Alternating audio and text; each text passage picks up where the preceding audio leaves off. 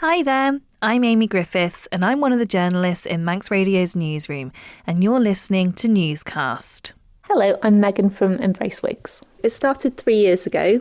I was working as a dog groomer and I caught a virus, and it started off with a burning pain down the back of my head and on my scalp, and my hair started falling out in handfuls. I'd get in the shower and it would just start falling out, and it was really, really scary.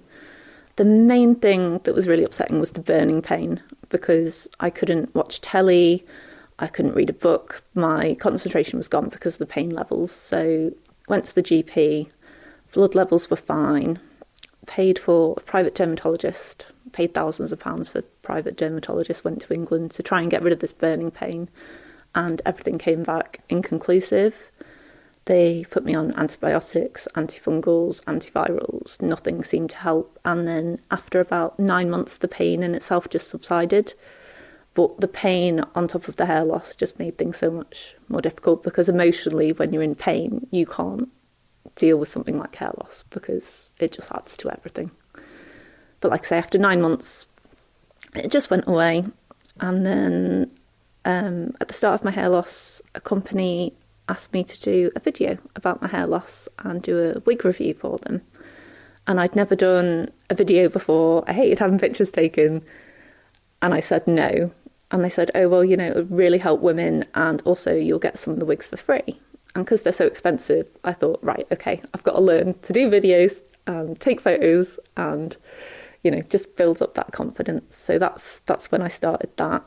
So I reviewed wigs for 2 years, learning everything that I could about them. And then I thought, why am I advertising wigs for other companies? You know, I need to do this and make things better for women on the Isle of Man.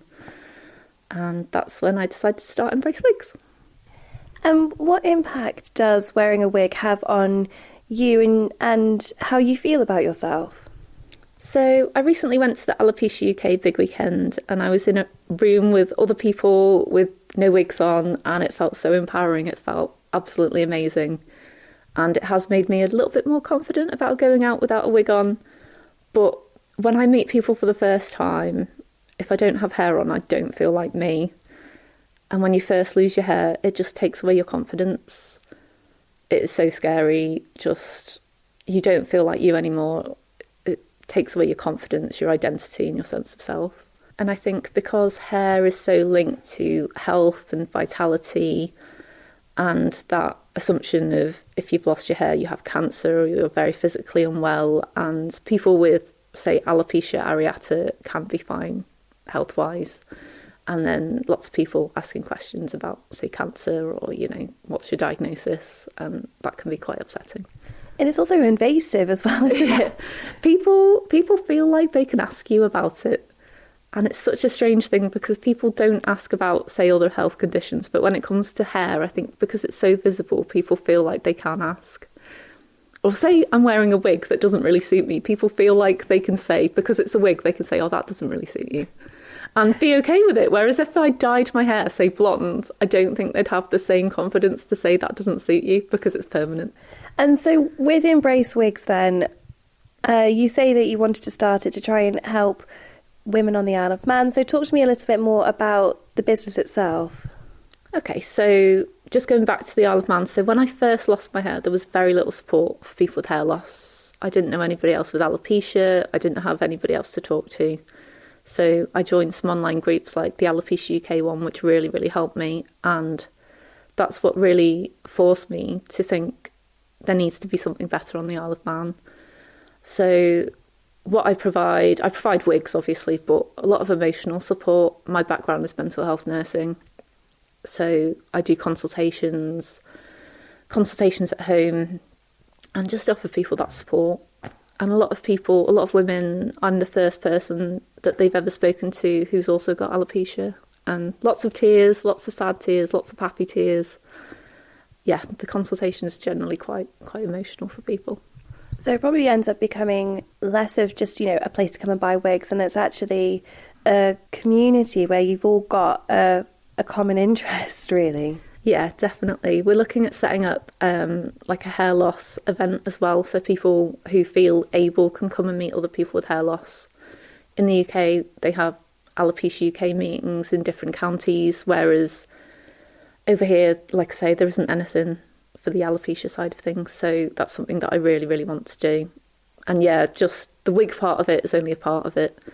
Lots of women that I speak to have gone to like Liverpool to do consultations, or Manchester or London, and the cost of getting there, the cost of hotels, and then you go there and you've got an hour, and it really just feels like somebody's selling to you rather than actually having a vested interest in you getting something that you like and that suits you and that will work for your lifestyle.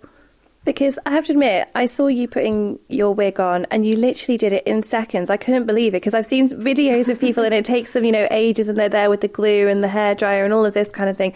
But you literally just whipped it on and clip and done. So it doesn't have to be a really high maintenance option either, does it? No, so I do both human hair and synthetic wigs, and synthetic wigs are really low maintenance. So if it's curly, if you wash it, the curls will stay. And all of the wigs that I sell are glueless, so you don't need to use glue. It takes me less than 10, 20 seconds to put my wig on. I don't use glue at all. Which is, I think, for some people, a lot more manageable, particularly if you're busy and you're trying to rush around in the morning and whatever. If you can just throw your wig on, it actually is a bit easier, isn't it? And then probably having real hair. Definitely. And if you're like me and you've got sensitive skin, you can't use glue anyway. Or the oncology side of things, where your immune system is low and your skin is more sensitive, you'll want to be wearing glueless. You don't want to be gluing wigs down if you're going through cancer treatment. Manx Care offer wig vouchers in certain circumstances, don't they? And you're able to accept those too, aren't you? So yeah, I'm on the Manx Care list of suppliers, and oncology patients get £150 towards a wig. And alopecia patients get £300 a year, which can be split into 2 lots of 150 if they want to. And to be referred for the alopecia side of things, you just need to go to your GP and they can write a simple letter saying that you have medical hair loss. And then the referral will go through, just a little letter. You don't need to see dermatology. And do you think many people know about that? No, so my GP didn't know that the wig voucher scheme existed anymore. He said, no, that doesn't exist anymore. So a lot of the GPs don't know about it. A lot of people with alopecia don't know about the wig voucher scheme. So that's something that I'm actively trying to get information out there about.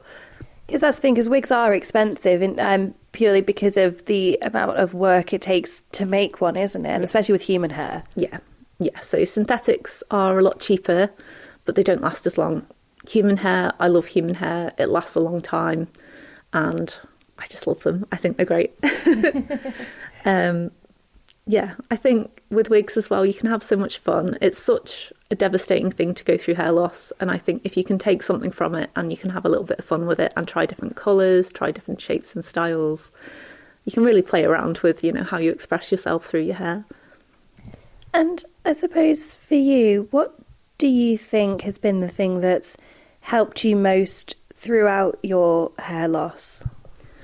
I think having safe spaces to speak to other people with hair loss, because I felt very, very alone in the beginning, and spaces online like the Alopecia UK Facebook groups really helped. And that was something that, I really did want to bring to the Isle of Man, is being able to speak to somebody else who'd been through it in person and to give that support to other people.